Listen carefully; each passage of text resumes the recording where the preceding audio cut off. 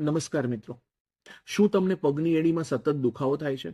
સૌથી મોટો કારણ હોય છે પ્લાન્ટર ફેશિયાઇટિસ, જેમાં પગની એડી અને તળિયામાં સૂજન અને દુખાવો થતો હોય છે. ઘણા લોકો સમજે છે કે હીલ પેન તો આમ જ ચાલી જશે, પણ જ્યારે તે ક્રોનિક બને છે તો ચાલવું, સીધા ઊભા રહેવું અને ડેલીનું કામ કરવું મુશ્કેલ થઈ જાય છે. હું છું ડોક્ટર મયુર રાબડિયા, ઓર્થોપેડિક અને જોઈન્ટ રિપ્લેસમેન્ટ સર્જન, ઘાટકોપર, મુંબઈથી.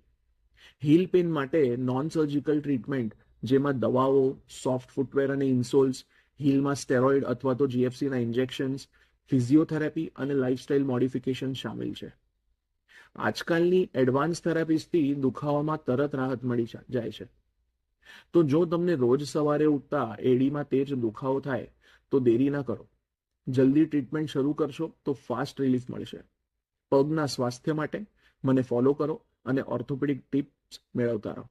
Thank you.